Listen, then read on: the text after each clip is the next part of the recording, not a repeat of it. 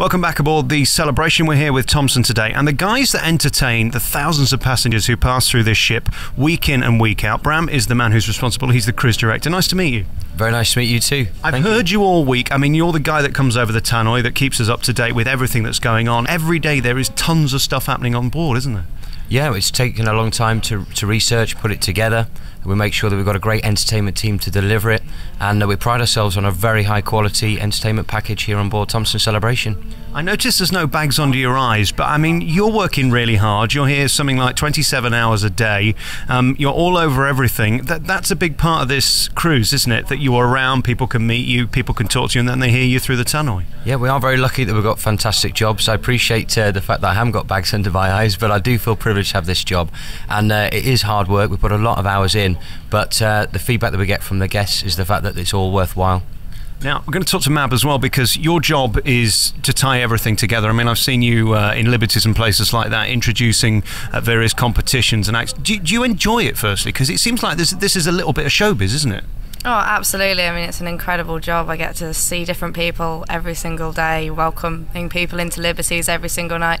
It's brilliant, and absolutely, yeah, it is a little bit of showbiz. How do you get this gig? Because, I mean, you'll stand on stage every night with great confidence, and your job is to introduce the other acts and try and be funny as well. I say try because you mainly get groans, don't you?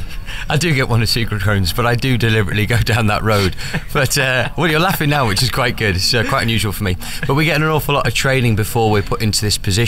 There's a lot of grooming. We're told exactly how to deliver it, but we're also able to grow and throw our own personalities into the jobs.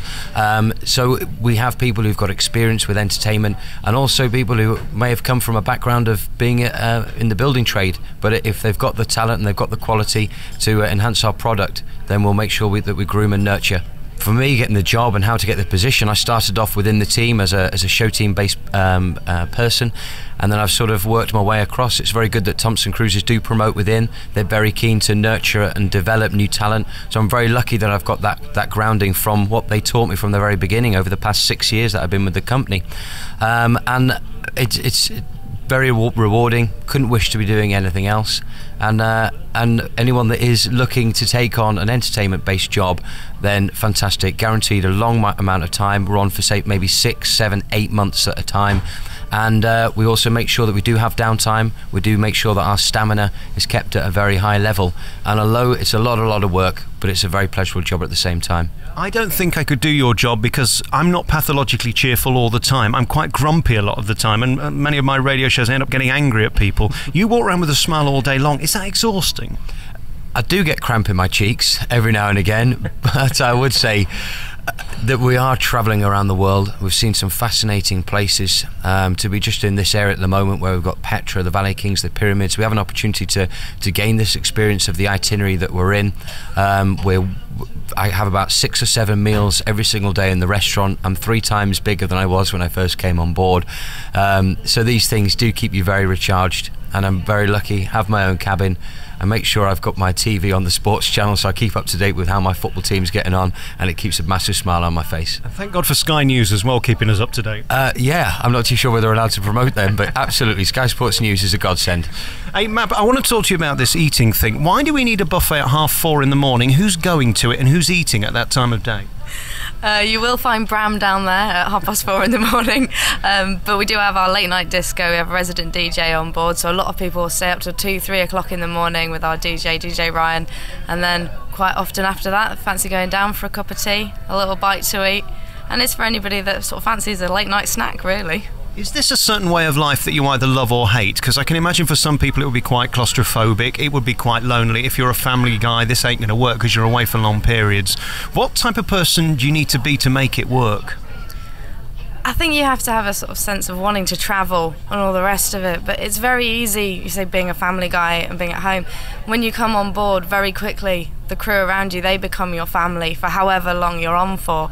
So yes, of course you will miss your family, but you've got your family on board and they become very precious to you while you're here. I fall out with a lot of people and I like to not see them again. The trouble is when you're on a cruise ship, if you fall out with anybody, you're going to run into them, aren't you? I mean, you're going to be with them for months. You've got to be friends because it could be really awkward. Yeah, I suppose it could be really awkward, but I mean, we don't tend to have that. Everyone knows that we're all here together, and as I say, it is a family environment. and you don't really get that at all. It's a nice place to live, nice place to work. It's like a city on the sea. I mean, you've got everything here. I've just spent the last 3 hours doing my laundry so I don't have to do it when I get home, which is a fascinating place to meet people, because you suddenly realise that whilst you're cleaning your smalls, you know, they'll talk to you. And you get to see that every day, don't you? People in the showroom looking all dressed up, and the next minute they're in a deck chair in their bikinis enjoying the sun. It's a very strange thing to get your head around, a cruise ship, isn't it? Because it's got everything on board. Doctors, obviously restaurants, entertainment, casinos. It's a funny world. Yeah, I actually feel strange getting off the ship, because this is not only my home, my workplace, it's my village, town, city. Absolutely agree. And a couple of months a year, I do go back to the UK to see my family, and it is it's strange being home now. I feel like the silence is deafening when you're trying to sleep, and I'm so used to being on the ocean waves, which I absolutely love. The feeling of being at sea and that freedom is amazing. When you're walking down the street, when you're back in the UK, and you're like, morning, did you enjoy the show last night? And you realise that actually you're just walking through Tesco and no one knows what you're talking about. That now has become a very strange experience, rather than being here. Have you ever been arrested for doing that?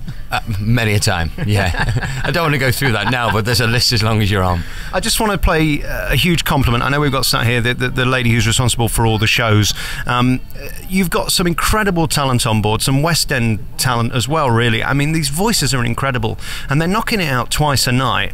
It's not easy to do that, is it? Let alone 7 days a week for endless runs, and they seem to love it. What I asked Captain earlier was, where do you sort of generate that enthusiasm? Because it must be hard to get out of bed every morning knowing you've got to do 2 shows tonight, tomorrow, the next day, and forever. I would say a lot of that is put down to the very first beginning with the recruitment. We have to make sure that we recruit the right type of person, and when we do auditions for show team members or entertainment hosts, we're not only looking at their ability and their talent and what they can bring to a performance, but we're also auditioning them when it comes to them having lunch. Do they socialise with other people who are there? Are they relaxed? Do they look comfortable? Are they the type of person that we could last for 6, 7, 8, 9 months on a cruise ship? So if the recruitment is right and we get the right people on board that we have at the moment, things do fit into place very simply. Also, I do believe that you've spoken to Captain John earlier. He's a fantastic leader of the ship, and that does cascade amongst all the crew members, and that makes a big difference. And again, as I said to him, he's as important on the bridge as he is backstage, if you like, around here just walking around. He's a PR man, and he has to be, because everybody wants to meet the captain. There's a certain protocol, isn't there, about cruise ships, that people sort of go back to a better age, where we give a round of applause to the guy that cooked the meal, and we want to sit at the captain's table. All that whole old heritage is still there, which is fantastic.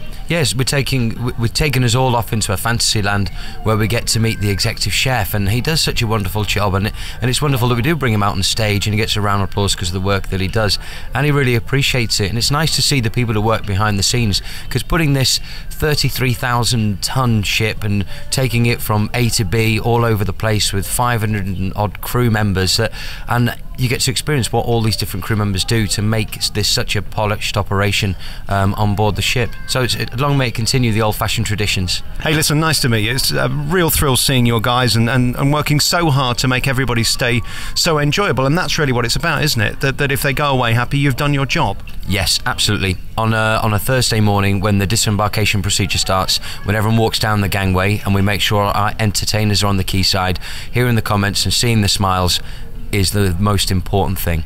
Thank you very much for talking to me as well. Congratulations on everything you do. And you wear those nice frocks every night. Don't think I didn't notice.